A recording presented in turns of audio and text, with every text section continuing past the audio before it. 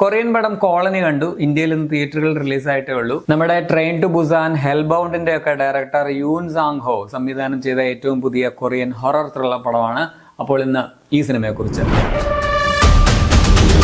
കൊറിയയിൽ ഉണ്ടാകുന്ന ഒരു ബയോ ടെററിസ്റ്റ് അറ്റാക്കിനെ കുറിച്ചാണ് ഈ സിനിമ പറയുന്നത്. ഒരു ഡീസന്റ് ഹൊറർ ത്രില്ലർ പടമാണ് കോളനി. അതിഗംഭീരം മസ്റ്റ് വാച്ച് അല്ലെങ്കിൽ വളരെ ഫ്രഷ് ആയിട്ടുള്ള സബ്ജക്ട് അങ്ങനെയൊന്നുമില്ല. ബട്ട് എന്റർടൈനിങ് ആയിട്ടുള്ള ഒരു പടമാണ്. യൂഷ്വൽ സ്റ്റോറി തന്നെയാണ്, പക്ഷെ നല്ല രീതിയിൽ എക്സിക്യൂട്ട് ചെയ്തിട്ടുണ്ട്. ഈ ഒരു ടൈപ്പ് പടങ്ങളൊക്കെ ചെയ്യാനായിട്ട് ഇതിന്റെ ഡയറക്ടർ മിടുക്കനാണെന്ന് നമ്മൾ പണ്ടേ തെളിയിച്ചിട്ടുണ്ട്. പക്ഷെ ട്രെയിൻ ടു ബുസാൻ ലെവലൊന്നും പ്രതീക്ഷി പടം കാണാൻ പോകരുത് കേട്ടോ. അത്രയ്ക്കൊന്നും ഇല്ല. പടം എന്റർടൈനിങ് ആണ്, ത്രില്ലിംഗ് ആണ്, അത്യാവശ്യം ടെൻഷൻ ബിൽഡിങ്ങും ആണ്. ഒട്ടും ബോറടിപ്പിക്കത്തൊന്നുമില്ല. തുടക്കം മുതൽ തന്നെ ഹുക്ഡ് ആക്കി നിർത്താനായിട്ട് സിനിമയ്ക്ക് പറ്റുന്നുണ്ട്. ഒരു ആൻഡ് മിൽ റെഫറൻസ് ഒക്കെ ഉണ്ട്, അത് നൈസായിരുന്നു. ഈ മെയിൻ സംഭവത്തിനിടയ്ക്കും ഇതിലും മനുഷ്യരുടെ ഈഗോ, മനുഷ്യത്വമില്ലായ്മ, ഇതിലെ ഭീകര ക്യാരക്ടേഴ്സിനെക്കാട്ടിലും വൃത്തികെട്ട അല്ലെങ്കിൽ മോശമായിട്ടുള്ള ഭീകരരായിട്ടുള്ള മനുഷ്യരാണ് ബുള്ളിങ് ചെയ്യുന്ന ആൾക്കാർ എന്നൊക്കെ പടം പറയുന്നുണ്ട്. അതൊക്കെ സത്യവുമായിരുന്നു, നൈസായിട്ടുണ്ട്.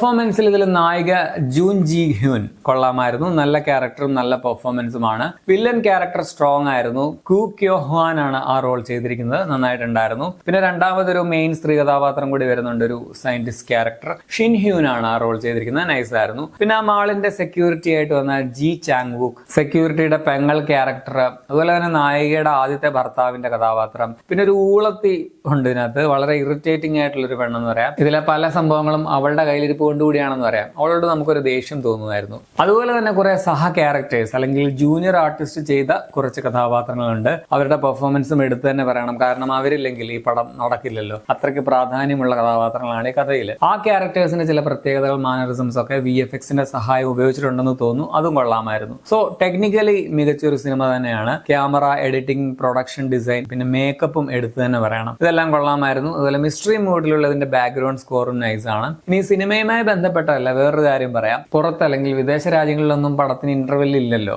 സാധാരണ വിദേശ സിനിമകളുടെ ഇന്റർവെൽ ബ്ലോക്ക് ചുമ്മാ പടത്തിന്റെ ഇടയ്ക്ക് വെച്ച് ഇവർ തിയേറ്ററുകാർ എവിടെയെങ്കിലും ഒന്ന് പോസ് ചെയ്തിട്ട് അതങ്ങ് ഇന്റർവെൽ ആക്കുകയാണ് ചെയ്യാറ്. ചിലപ്പോൾ ഏതെങ്കിലും ഓർഡിനറി ഫോണ്ടിൽ ഇന്റർവെൽ എന്ന് ഇവരായിട്ട് തന്നെ എഴുതി കാണിക്കും. ഇതില് സിനിമയുടെ ടൈറ്റിലിന്റെ സ്റ്റൈലിൽ തന്നെ ഇന്റർവെൽ എന്നൊക്കെ എഴുതി കാണിച്ചായിരുന്നു. കിടുവായിട്ടൊന്നുമല്ല, കാണുമ്പോൾ നമുക്ക് മനസ്സിലാവും സെപ്പറേറ്റ് ആയിട്ട് ഇവരായിട്ട് ഇടയ്ക്ക് തിരികെ കയറ്റിയതാണെന്ന്. എങ്കിലും ഫോട്ടോഷോപ്പ് ഒക്കെ പഠിച്ചു വരുന്നുണ്ടെന്നൊക്കെ നമ്മൾ ചില പിള്ളേരെ കുറിച്ച് പറയില്ലേ, അതുപോലെ തോന്നി. ഇനി നെഗറ്റീവ്സ് പറഞ്ഞാൽ ഈ ട്രെയിൻ ടു ബുസാൻ ഒക്കെ പോലെ ഒരു സ്ട്രോങ് ഇമോഷണൽ ഡെപ്ത് ഈ പടത്തിന് ഇല്ല എന്നുള്ളതാണ് ഇതിന്റെ മെയിൻ പോരായ്മ എന്ന് പറയാം. ക്യാരക്ടേഴ്സിനോട് ഒരു ഭയങ്കരമായിട്ടുള്ള ഇഷ്ടമൊന്നും നമുക്ക് തോന്നുന്നില്ല. അതുകൊണ്ട് തന്നെ പലരും ചത്താലും ഒന്നും നമുക്ക് അത്രയ്ക്കൊരു വിഷമമൊന്നും ഫീൽ വരുന്നില്ല. അതൊരു മെയിൻ പ്രോബ്ലം ആയിരുന്നു.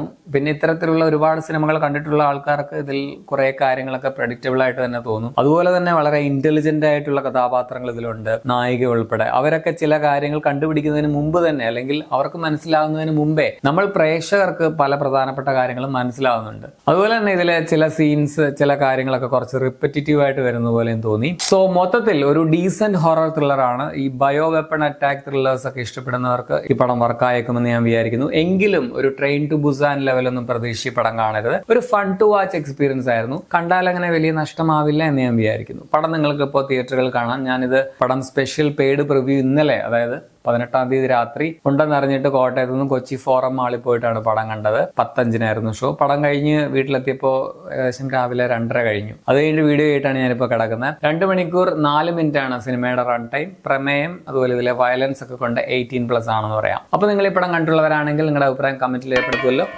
ശരി, എന്നാ.